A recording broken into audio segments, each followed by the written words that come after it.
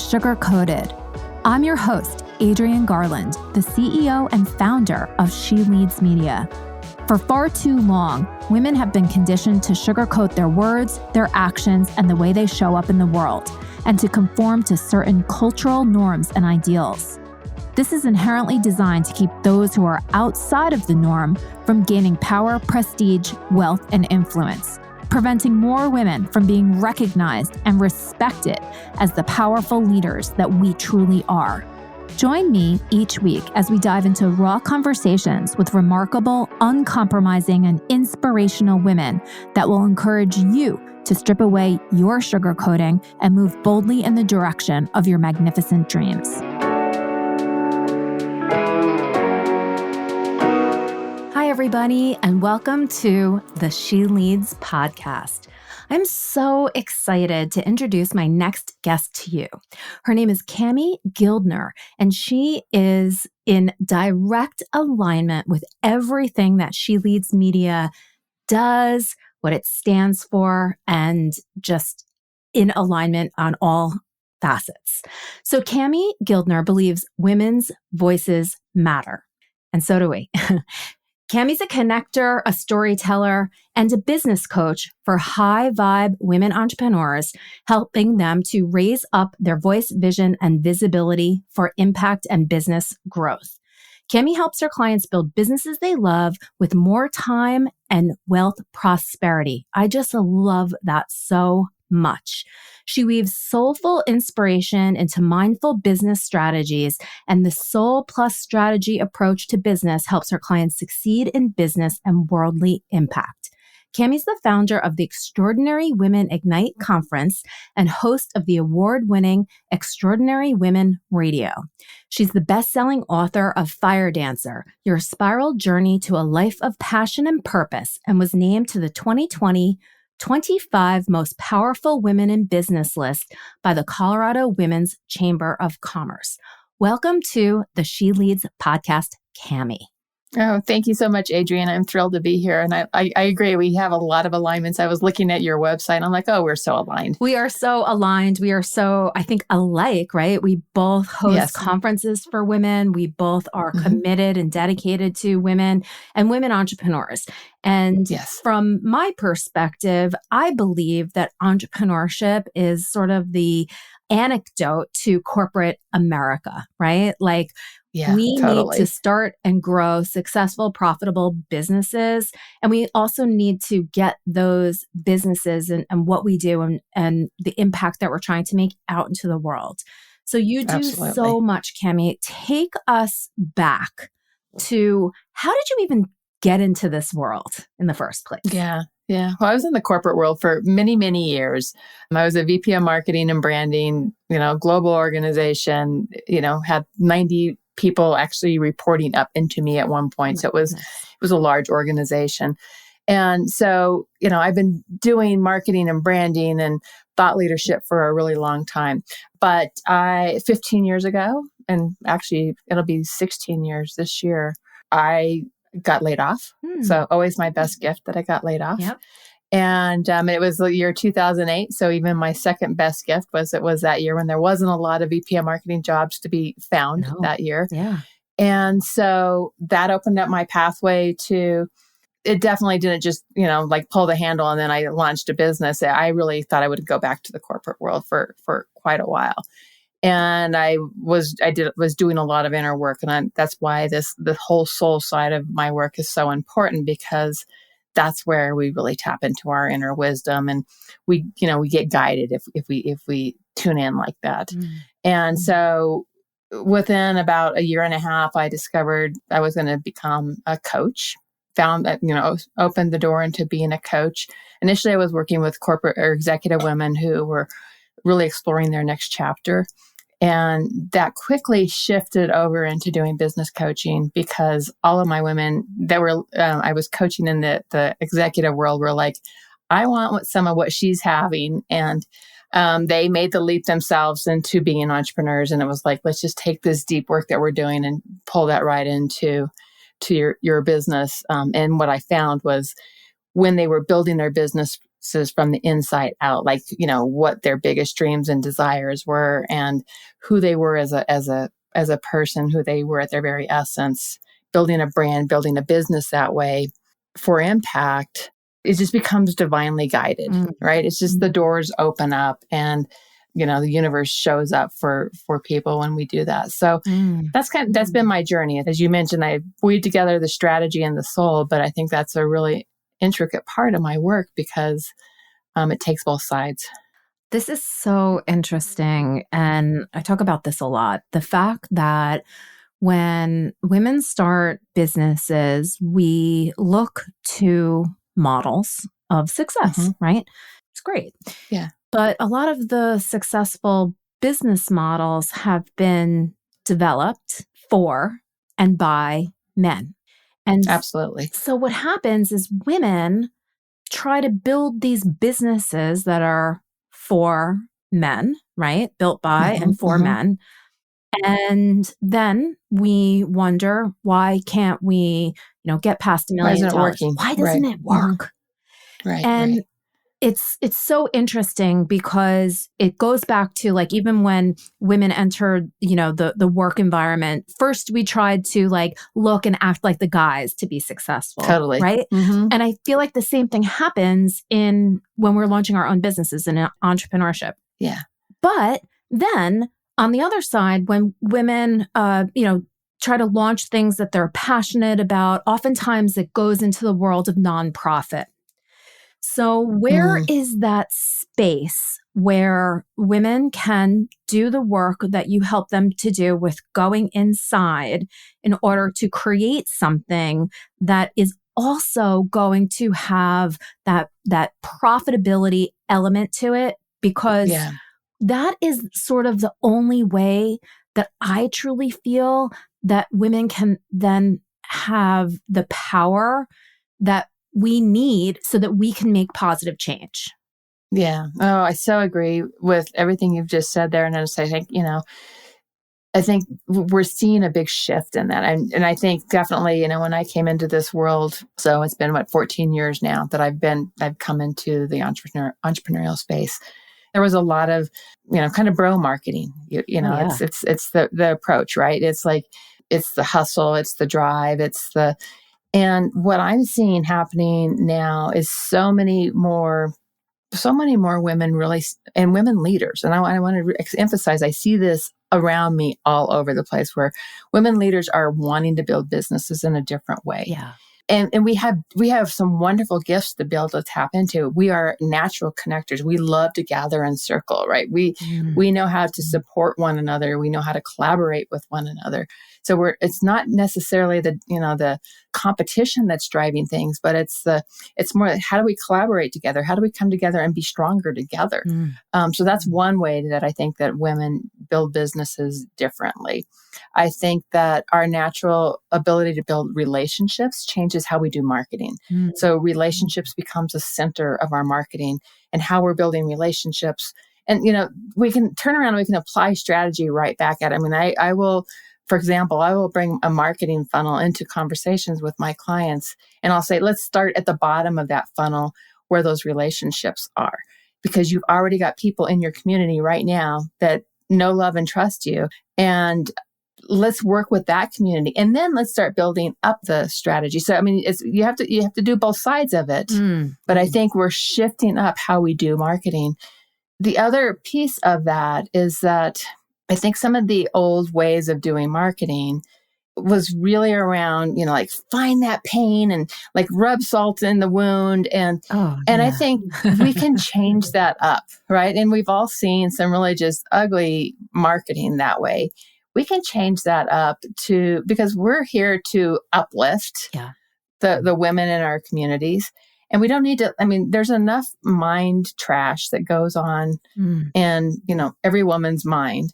And it's let's not pull them down by rubbing salt in a wound, but let's help them see more possibilities than they can see for themselves. So really changing up how we're doing marketing.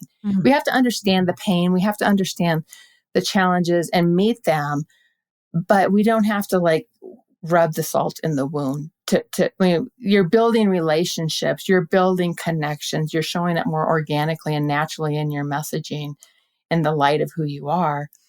And that is what attracts people into your business versus having to like pursue. And So there's a people. shift happening. Yeah. There's a shift happening. And it's exciting to me that this shift is happening. And I think it will change how business is done forever. I agree. I mean, I definitely see the shift happening. I definitely agree that women have these incredible, just innate skills that can translate into, doing business better. We consider humanity more. When a woman, earns $1, she puts it into her community so that, everybody benefits and everything. It's so incredible. And I think the ultimate challenge there is, how do we do all of that and get to a profitable business model? Yeah. And that's where it's really, to me, I look at, one of the things I talk a lot about is the pillars of prosperity. So the pillars of prosperity are vision. So the vision of where you want your business to be, the impact that you have, but also the vision you have for your life. Yeah. And in looking at that, what's the business model? What's the right packaging? What's the right pricing that helps you build the business you desire? And so there's a lot of focus in on that. It's like, how do you really focus in on your ideal client? Focus on, how you're helping your clients how you're helping your clients in that customer journey to you. What's the biggest things you're helping them solve? And so if you're getting into that, building an offering that meets that client where they're at, and it's solving a high value problem. Yeah. That's where you're like, okay, I have what helps you solve this issue that you have. Yes. But it's also you've really listened and you've built exactly what they need at that space. And so you've built that offer that has a dollar amount, the high value dollar amount, so that it's, you're not wearing yourself thin. You're really simplifying into this one ideal client. And this is not beginning marketing kind of work, right? This is actually deep insights into who your customers are. Yeah. So the vision part is really it's the right packaging, pricing. It's the right vision of what you want your business to be. So that's the first pillar of pillars of prosperity. The second one is the voice. And that's where we get into a lot of the customer journey work of what is it that your client is thinking about right now and how are you solving that issue? So there's how you speak your client's love language. It's about building your brand from the inside out. And it's also about building thought leadership so that you stand out amongst the noise. So really the voice is the big part of, it's the second pillar. Yeah. And then the third pillar is visibility. You have the first two in place. How are you getting visible? How is your voice getting out to the world? How are you being seen and heard? And that's what you bring those three pillars together. And that's where the prosperity comes together. And you can look at businesses. I mean, I've been doing this long enough that I can look at a business and go, okay, let's look at these three pillars and which one needs a little bit of work on it. Sometimes it's just the smallest tweak. Yeah. But when you're working with a business and you're looking at these three pillars, if it's not, driving, the profitability isn't coming out, there's clues in those three pillars to really analyze what will shift that business upward. What do you think are some of the things that actually are getting in the way? Because it's all very sound, what you just discussed, right? It's about understanding your customer, their pain points, where they are in the journey, what's valuable to them, and then, talking to them in their language, and then being vocal and visible and getting yourself out there. And I think so many women are like, yeah, I of course. Yeah. And then what I've seen is that women then get afraid, or they get caught up in, well, I don't know exactly how to do this. So what are some of the things that you work with your clients to sort of get them past that? Because the fundamentals are there. And like I said, they're sound. And I think everybody would probably agree, like, yes, this is what I need to do. But then they go to do it. And something when happens. the rubber hits the road. A couple things I think that happen is that we are hit with so many marketing messages on any given day. This is how you should be marketing. Mm-hmm. So people start going out and they start trying all the things. Oh, God. And they start trying to serve all the clients. Mm-hmm. The complexity grows really easily. Mm. And going back to simplification, I think, is number one. And how do we ensure that?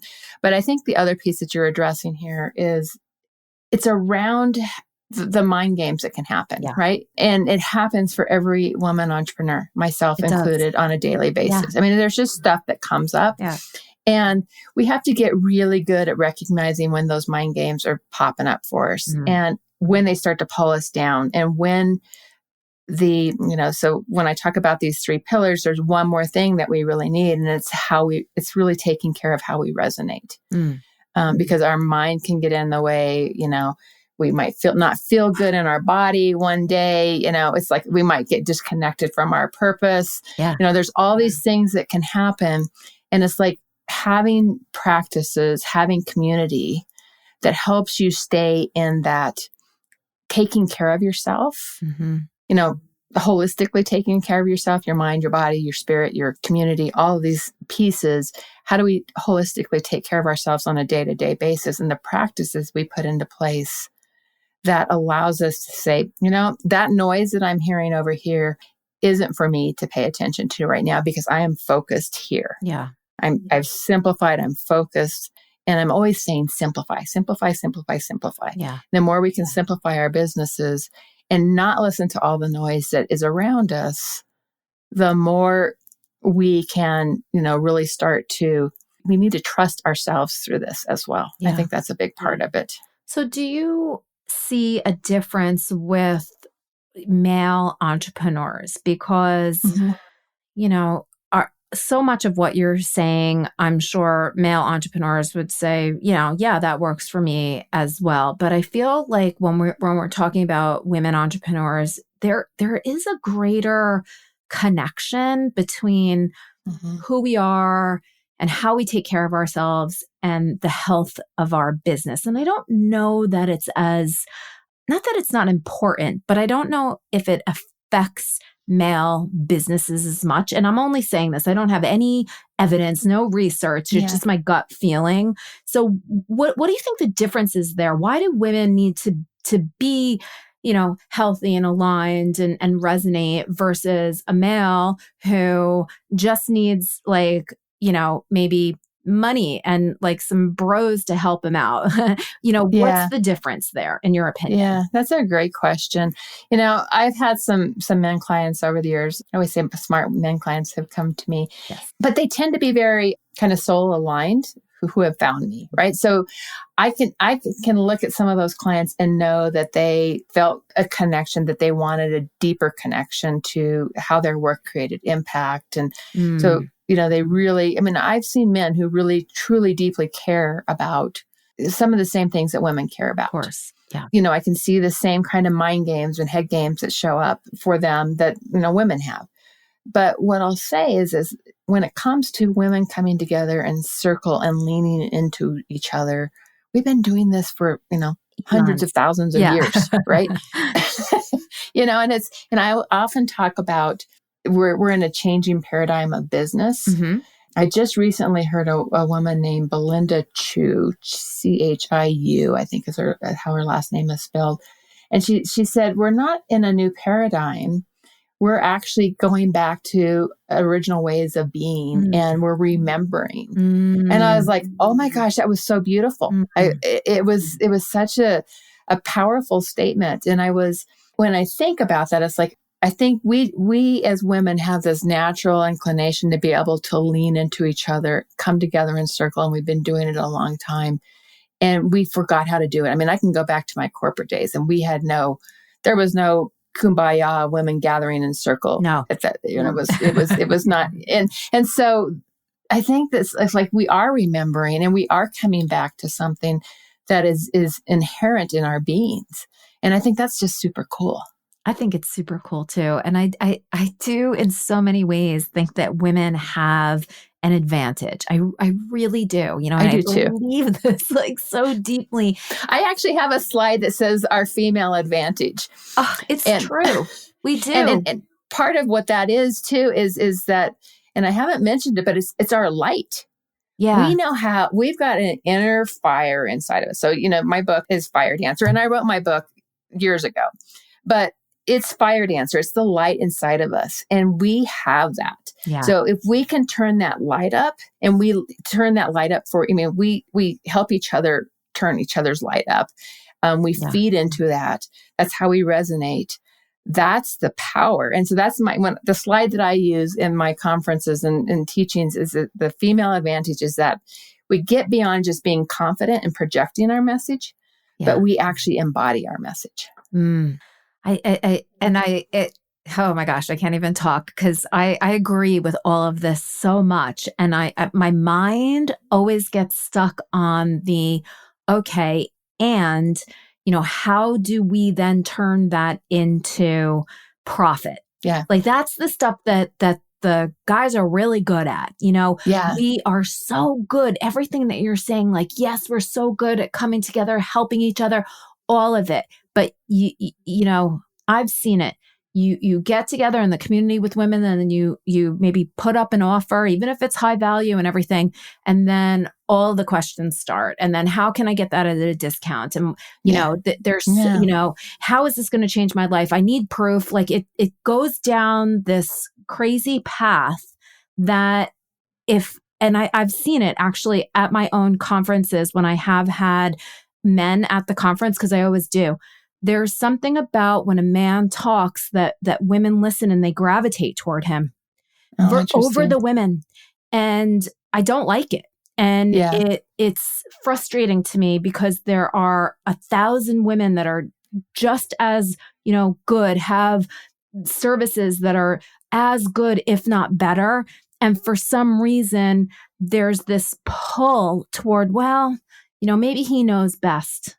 Right. Interesting. Because I don't see that. I actually don't see a lot of that. And it could be that I don't go to a lot of men's conferences. Somebody sent me a conference today that was very, I was like, that's not my vibe. I'm not going to be there. Yeah. And when I think about profitability, what I know is if we are in the strategy, if we're building the strategies and we're stepping into it, and we're adding that light and that fire of ourselves in it, the combination of that soul and that strategy work is what really is where the magic comes in with that. And it amplifies it. If the business model is sound and it works, the light, the fire, it amplifies that. Yeah. I 100% agree with that. And there's one other aspect of that. It's the consistency. It's like, how are we, you're podcasting every week, right? It's like, I just took the month of December off in podcasting for the first time in 7 years. Wow. And I'm like, I can do that. You can. I can do that now. But, I have done, it's like the consistency thing. And I think when I talk a lot about time prosperity alongside of wealth prosperity. Yeah. And when we build our businesses in a smart way, we're simplifying our business models. We're simplifying, what we offer, who we serve. We're simplifying our marketing in ways that we're only choosing a few ways that we want to build our business on. And we're getting really good at those. That's some of the strategy that we put into place. And it's the consistency of showing up in that and being visible, having that business model there, and being visible. And what I sometimes see is I'll see people go get visible, but they will be missing some of the vision pillar, right? They'll be missing the solid offer that they really need, or they might be off on their messaging. So it takes all three of those. And that's where the profitability comes from a wealth perspective. Yeah.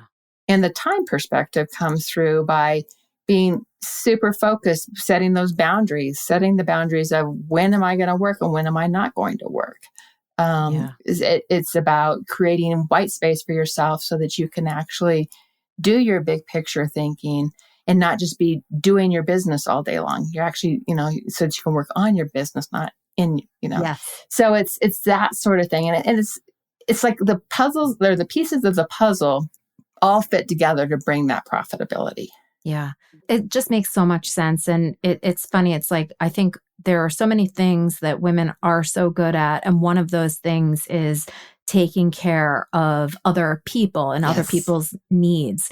And what you're saying is that, especially if we're going to have these successful, profitable businesses, some of that nature that is within us, we do need to set aside for the time being. Because I know, even for myself, I was working earlier today and my son, who's in college, needed to do a resume for, I don't know if it's for a job or a class or whatever, but he, texted me and was like, hey, can you help me like format, my resume? And I was like, sure thing. Put everything else aside.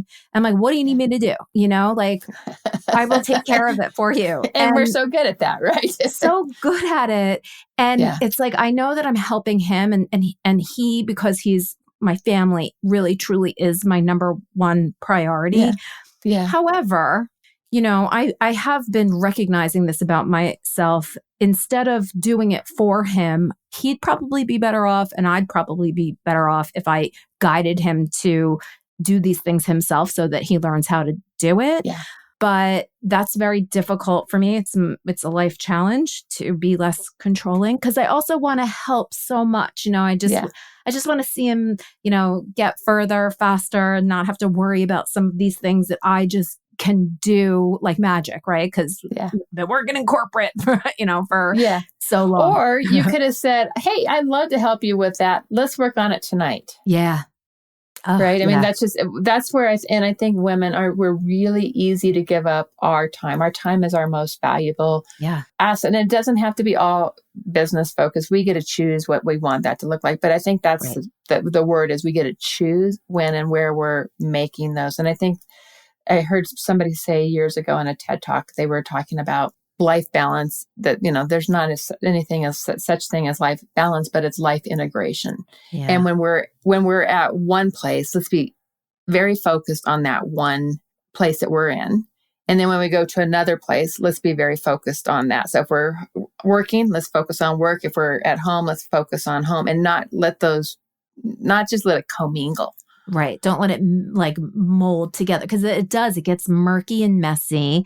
And then we wonder, like, we're doing all of these things, but we're actually not making any progress. Yeah. Yeah. I love that. And a couple of things that you said, like choice, right? We have a choice. We get to choose. Setting boundaries, right? That helps us to be able to make those choices.